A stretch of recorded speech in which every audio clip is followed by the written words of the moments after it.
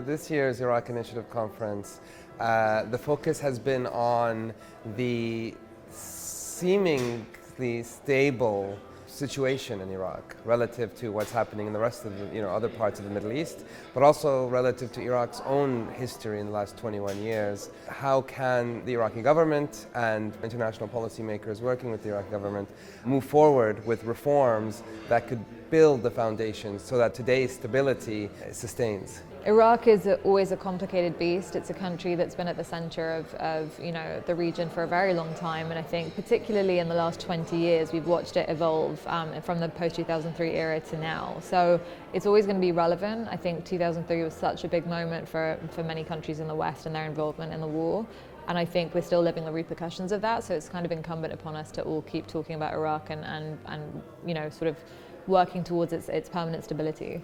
Of course, Iraq is really like in a washing machine between Israel, Iran, the various forces, the US, and also the coalition forces that still play a big role in the fight against ISIS.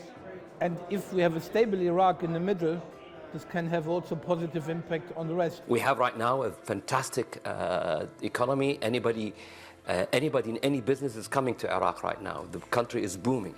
But that is dependent on relatively high oil prices. I think this is a fake stability, to be honest. What's happening now is the militias are part of the government, and the people who used to destroy, to wreck the stability in Iraq, they're now part of the government. They have ministers, they have some militia leaders, they already control huge economic projects in Iraq.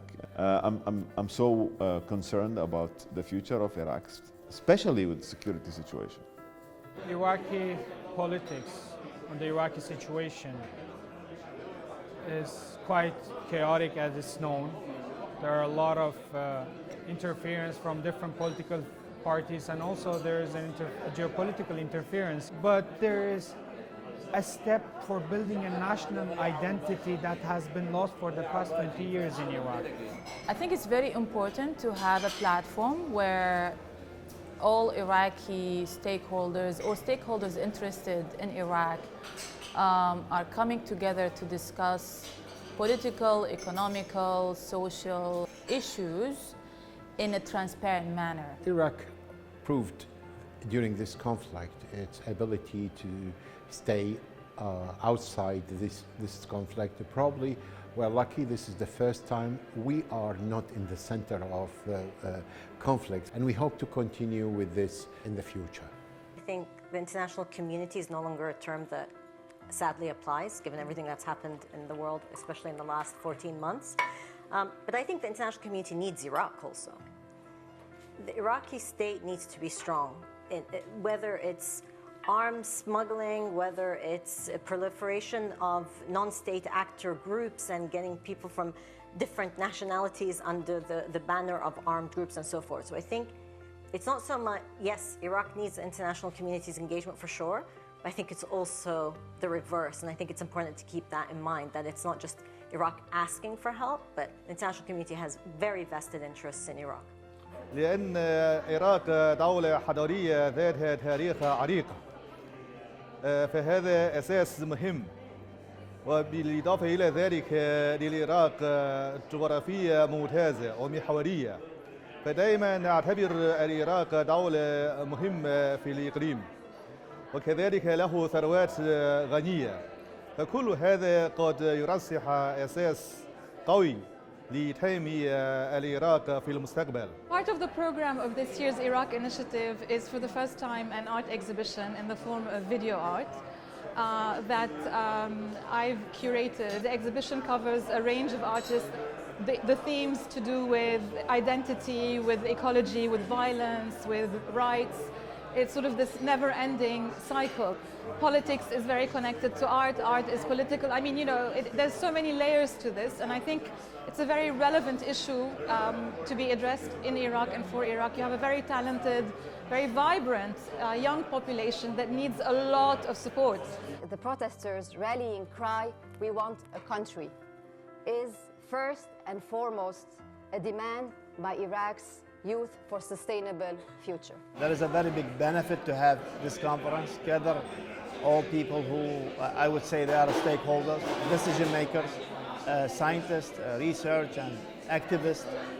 So they are from different backgrounds and different perspectives. تذكير أنفسنا بأن هذه الحضارات التي قامت على هذه الأرض هي تعتبر عنصر فخر لنا جميعا كعراقيين، ويجب اليوم أن نقوم بتذكير أنفسنا بهذا التاريخ كمصدر لتوحيد الهوية وتوحيد الأهداف فيما يتعلق بمستقبل العراق، أي أن يكون هذا التاريخ هو نقطة لأن نخطط للمستقبل نحو مستقبل أفضل في هذا البلد. We go back with a lot of good feedback as for the Iraqi government as well as for our own work, that where to focus and what are the issues that is the elite and the writers, opinion makers and the scholars are thinking about working on, and we need to improve on those. Throughout these conversations, we have really learned more about the current situation of Iraq, what is happening with relative stability right now, how can we take advantage of that stability and translate it to something that can be utilized by both government officials, by the activists themselves, and also by the international community that's supporting some of these initiatives. This is what we do best and are proud to do, of using Chatham House's reputation and reach to bring together people and really try to get something positive coming out of that. What we really want is to A, keep the conversation on Iraq there because it's important for Iraq, for the region and for the world, and B, to start to think differently, to start to think of how we can move past these cycles of conflict. Our goal is to keep Iraq on the agenda of policy making so that we could bring up new ideas and do things differently.